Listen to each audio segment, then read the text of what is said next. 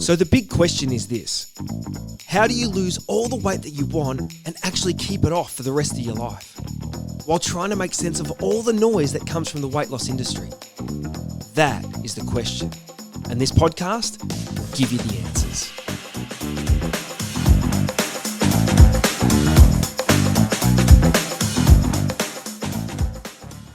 G'day guys, and welcome to the next episode in the Weight Loss Secrets podcast.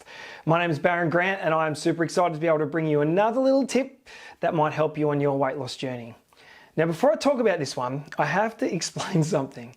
I've been a personal trainer for the better part of 20 years and I have owned my own gym. So before I talk about working out, I want you to know that I love working out. I absolutely love it. I try to train every day. It's one of my favorite moments of the day where I can go out, pump some weights, jump on the rower, run, whatever it is that I choose to do. I really enjoy it because it helps to clear my head, make me stronger and fitter, and that's what I'm after, right? To stay as fit as I can to the oldest age that I possibly can be, as fit and as healthy as I possibly can be. That's me. So I do love it, but I do want to say something about aggressive workouts, or those crazy workouts that people do for weight loss and think they're going to make this huge impact because they're doing a crazy hard workout. Crazy hard workouts for weight loss are completely overrated, because the vast majority of your weight loss, the vast majority, I'm talking 90+% of your weight loss will come from what you put in your mouth, not from the exercise that you do. And I'll give you an example. If you go to the gym and you do a really hard workout, let's say you work out for, say, I don't know, an hour, and you're doing a high intensity interval training. They're awesome, right? So many other benefits. And remember, I'm only talking about weight loss here. I have to clarify that. I'm only talking about weight loss, because exercising in the gym and doing these hard workouts, you're gonna get great cardiovascular benefit, you're gonna get great muscle strength and endurance and power, all those other things that come from these different workouts. But I'm just talking about weight loss. So if you go to the gym, you might burn 450 calories in an hour. That's a pretty good sesh, right? You'll walk out of that feeling pumped, you've worked really hard.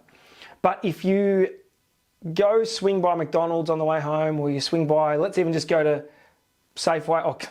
Coles, go to Coles on the way home and buy a king-size Snickers bar, you'll eat 440 calories. And the vast majority of that is sugar, and so therefore it'll turn to fat even faster. And so look at the equation. 450 calories on the way out and 440 calories on the way in. The difference is, to get the 450 out, you have to work your butt off.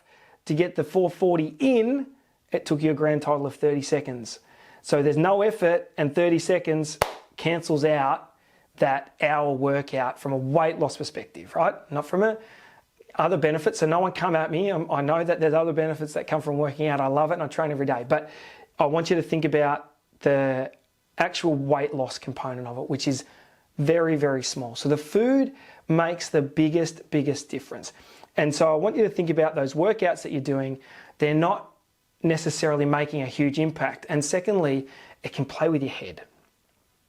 And so there's a few reasons why, but the second one is playing with your head. And so when you go and decide, I'm going to lose weight, so I'm going to go and do this crazy CrossFit workout, or whatever the workout might be, right?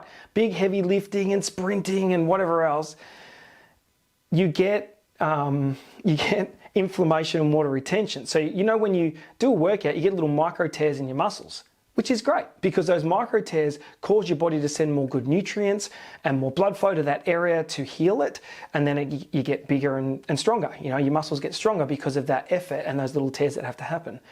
But when that happens as well, you'll get sore.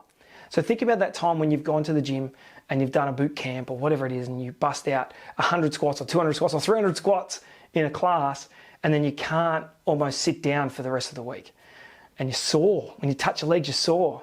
It's not just that you're sore. When you get on the scales, you would have probably put weight on. Now, that's not fat weight, but you'll have water retention and inflammation.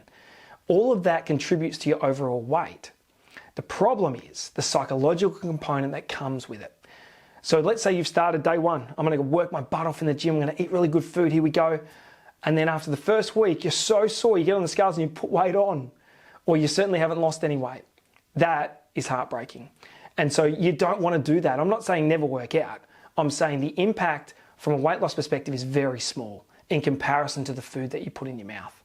So, and that psychological component is a real hang up. And so then people get on the scales and they go, I haven't lost any weight. So they either get upset or they quit. So I don't want you to do that. So my recommendation is to stay away from heavy, hard workouts that are going to make you really, really sore, because you'll end up holding weight and you'll get disgruntled or discouraged and not want to continue with the process that you've started.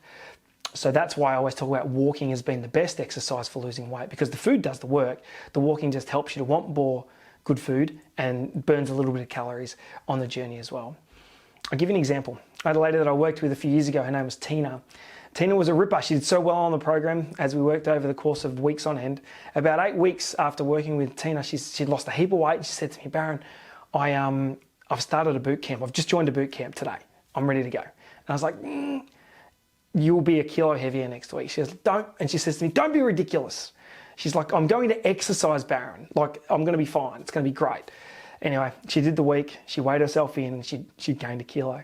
And I didn't say I told you so, but I just sort of listened to her feel quite upset. She explained how she was upset with the result. And then we discussed what happens in your body when you do heavy, hard workout. Now, when your body gets used to it after 4, 6, 8 weeks, you don't see as much of that heavy amounts of water retention and inflammation anymore. But it is a problem at the start. And when you're trying to lose weight, it can just get in the way. So my recommendation is don't worry about that stuff yet. Don't worry about trying to jump into the big, heavy workouts and things like that, because it ends up just messing with your head a little bit. You get sore and that adds to your weight. The other thing is injuries. So I'm going to tell you the magic pill when it comes to losing weight. And that's this magic pill that's called consistency. And without taking that magic pill every day, you'll never lose weight. And the problem with heavy workouts is not only the inflammation, the water retention, it's the injuries. So when you do a really hard workout, maybe back to back, maybe over the course of a couple of weeks, you can get pulled muscles, you can get other issues in your body where you just can't train. You might roll an ankle, you might hurt a knee, you might whatever else, and then you might be out for 2, 3, 4 weeks, 5 weeks, 10 weeks, whatever the injury is. The reduction of the aggression in the activity will allow you to reduce your chances of getting an injury.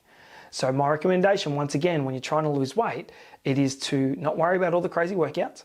Don't worry about any of that sort of stuff. Literally just walk.